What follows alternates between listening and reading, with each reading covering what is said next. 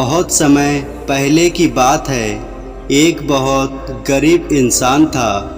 उसके साथ उसकी पत्नी और दो छोटे छोटे बच्चे भी थे।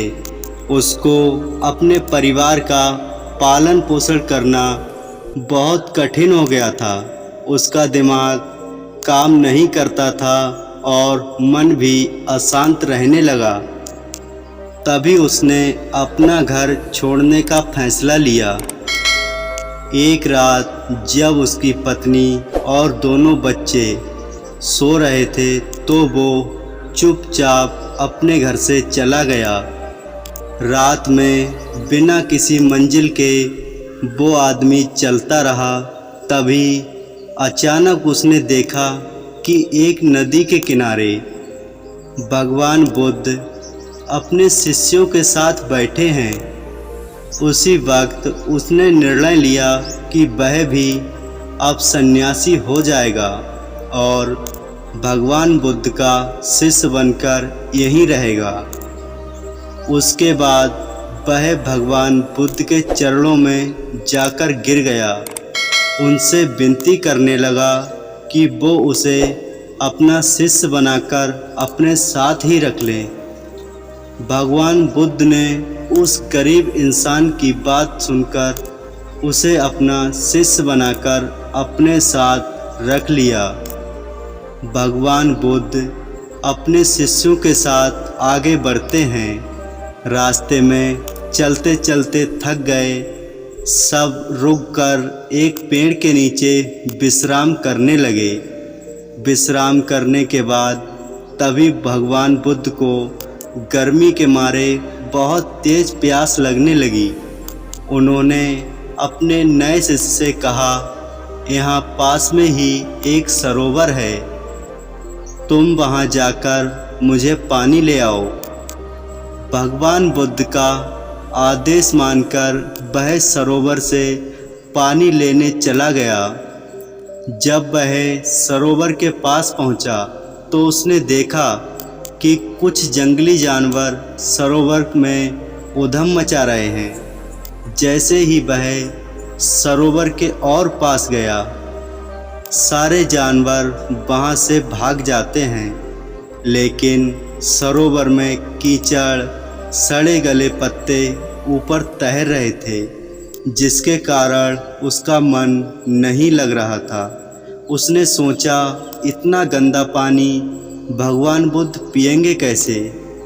फिर वह बिना पानी लिए वापस लौटता है और आकर बुद्ध से बोलता है, भगवान, उस सरोवर में तो बहुत ज़्यादा गंदा पानी है, वो पीने लायक नहीं है। अपने शिष्य की बात सुनकर भगवान बुद्ध थोड़ी देर चुप होकर बोले, जाओ उसी सरोवर से जाकर पानी लेकर आओ। भगवान बुद्ध का आदेश मानकर वह वापस से सरोवर की तरफ चला गया। लेकिन वह मन में यही सोच रहा था कि भगवान बुद्ध इतने गंदे पानी को कैसे पिएंगे। जैसे ही वह सरोवर के पास गया, वह यह देखकर चौंक गया कि सरोवर का पानी एकदम निर्मल और स्वच्छ हो गया है और अपने स्वभाव में बह रहा है। उसने पानी लिया और भगवान बुद्ध के पास आते ही उसने प्रश्न करता है, भगवान, थोड़ी ही देर में सरोवर का मैला पानी इतना साफ कैसे हो गया? फिर बुद्ध ने उसे समझाते हुए कहा, जब जानवर पानी में उधम मचाए हुए थे तब सरोवर का कीचड़ उभर आया था। लेकिन कुछ देर शांत रहने पर कीचड़ फिर से नीचे बैठ गया और पानी पहले जैसे फिर से निर्मल और स्वच्छ हो गया। ठीक इसी तरह से हमारे मन की स्थिति भी ऐसी ही होती है।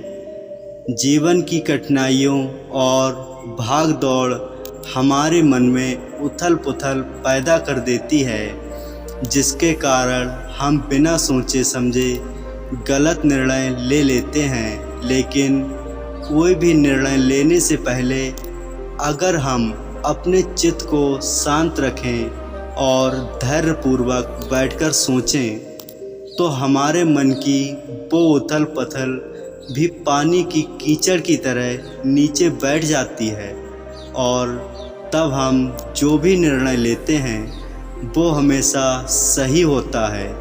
इसलिए बुरे समय में इंसान को अपना धीरज नहीं खोना चाहिए। भगवान बुद्ध की यह बातें सुनकर उसका दिमाग खुल जाता है और जब वह शांति से बैठकर सोचता है तो उसे अपनी ही गलती नज़र आती है। उसने अपना घर छोड़ने का गलत निर्णय लिया था। फिर वो भगवान बुद्ध के चरण स्पर्श करके उनसे आज्ञा लेकर अपने घर वापस चला जाता है।